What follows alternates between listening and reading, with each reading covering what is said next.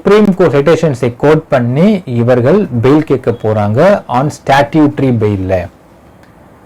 So 60 நாள் வரைக்கும் யுஓடபிள்யூ விசாரிச்சது அவங்களுக்கு முடிஞ்சு போச்சு. இதற்கு மேல் பெயில ரிஜெக்ட் பண்ண முடியாது. ஏனென்றால் jail is optional, fail is mandatory அப்படிங்கிற அடிப்படையில் பெயில் கொடுப்பதற்கு எல்லா முகாந்திரமும் உங்களுடைய எம்டிக்கு இருக்கு அப்படிங்கிறது தான் சீனியர் கவுன்சில் சொன்ன வார்த்தைகள். அதன் அடிப்படையில் செப்டம்பர் 2ஆம் தேதி 60வது நாள் வருகிறது. அன்னைக்கு மண்டே நினைக்கிறேன், மண்டே வரும், அன்னைக்கு அப்ளை பண்ணலாம் தான் அவருடைய பிளான்.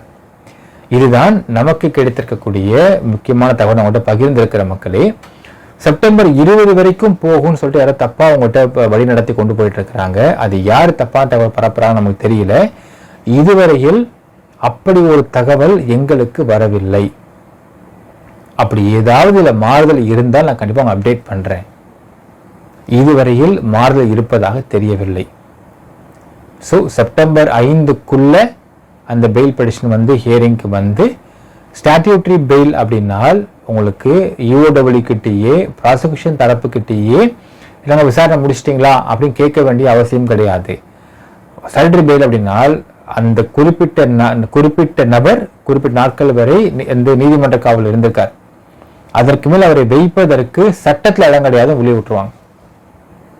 அடுத்த கேள்வி கேட்குறீங்க, சார் பணம் வருமா வராதா, எப்போ வரும் அப்படின்ட்டு. 2 விஷயம் புரிந்து கொள்ளுங்கள் மக்களே.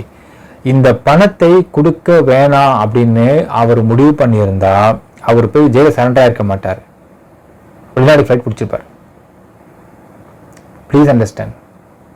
இந்த கம்பெனி நடத்தணும், மீண்டும் இந்த கம்பெனியை இப்படி ஒரு தப்பான பிளாக் மார்க்ல வச்சுட்டானுங்க, இந்த கம்பெனியை மீண்டும் நடத்தி கொண்டு இன்னும் பல குரோத் அடையணுன்றதுனால தான் அவர் போய் ஹைகோர்ட்ல சரண்டர் ஆகிறார். இல்லைன்னா ஹைகோர்ட் போயிருக்க மாட்டார், ஏர்போர்ட் போயிருப்பார், பிளேன் பிடிக்க போயிருப்பார், மொத்த பணத்தை எடுத்துட்டு அவர் எஸ்கேப் ஆயிருப்பார். அப்படி அவர் பண்ணல. இந்த கம்பெனி நடத்த வேண்டும் என்பதற்காகத்தான் அவர் போய் சரண்டர் ஆயிருக்காரு. அப்ப கம்பெனி நடத்தினார்னால் அப்ப பணம் எங்க போக போறாரு, பணம் வராம எங்க போயிட போகுது அப்படிங்கிற கேள்வி இருக்கிறது. ஸோ உங்கள் பணம் உங்கள் எம்டி பெயிலில் வெளியே வந்தால்தான், பெயிலில் வெளியே வரணும், லெட்டர் ஆஃப் ப்ராப்பர்ட்டி போட்டு ஒரு சில விஷயங்கள்லாம் அவர் ரெக்வயர் பண்ணணும். அதற்கு ஒரு வார காலம்குள் ஆகும்னு எதிர்பார்க்கலாம். சார் பெயிலில் வெளியே அடுத்த ஒரு வாரத்துக்குள் இந்த கம்பெனியை நார்மல் ரன்னிங் கண்டிஷன் கொண்டு வந்துடுவாரு.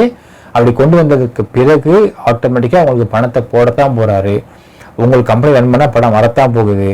ஏன்னால் நீங்க தான் அந்த கம்பெனி, இந்த கம்பெனி தான் நீங்கன்றதை புரிந்து கொள்ளுங்கள். நெட்வொர்க் மார்க்கெட்டிங்கை பொறுத்த அளவுக்கு கம்பெனின்னு தனியா எதுவுமே கிடையாது. மக்கள் தான் அவங்களுடைய சொத்துன்னு சொல்லியிருக்காரு உங்க எம்டிஏ. அப்புறம் எங்கெங்க போயிட போறாரு அப்படிங்கிறதை தயவுசெய்து புரிந்து கொள்ள வேண்டும் மக்களே. என்ன டவுன்ஃபால் வந்தாலும் அது எப்படி மீட்டருக்கு எனக்கு தெரியும். தைரியமா இருங்க. எந்த லெவல் போனாலும் நிறுவனத்தை தூக்கி நிறுத்தி அதை என்ன நினைச்சோமோ அந்த லெவல் நடத்தியே தீர்வோம். அதில் எந்த ஒரு சந்தேகம் வேண்டாம். என்ன தடை வந்தாலும் அதை தாண்டி என்ன பண்றதை யோசிப்பேன் ஒழிய விட்டுட்டு போறதுக்கு என்னன்னு யோசிக்கக்கூடிய ஆள் நான் கிடையாது. அதை உங்களுக்கு பலமுறை நிரூபிச்சுக்கிறேன். இதையும் செய்து காமிப்பேன். அதில் எந்த டவுன் வந்தாலும் எப்படி மீண்டு வர்றது, அதை எப்படி மாற்றி அமைக்கிறது, யாருமே பாதிக்காத மாதிரி எப்படி சரி பண்ணி கொண்டு போகிறது, இப்படி எல்லா ஆங்கிள்லையும் நான் யோசிச்சு வச்சிருக்கேன்.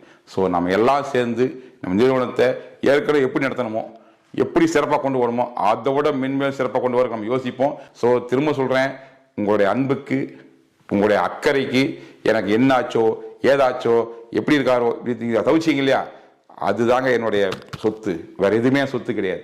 இன்னைக்கு என் சொந்த வீட்டுக்காரி அது எங்க சொந்தக்காரங்கெல்லாம் எந்த அளவுக்கு தவிச்சாங்களோ அதை விட அதிகமாக ஒரு தவிப்பை உங்ககிட்ட கமெண்ட்ஸில் பார்க்க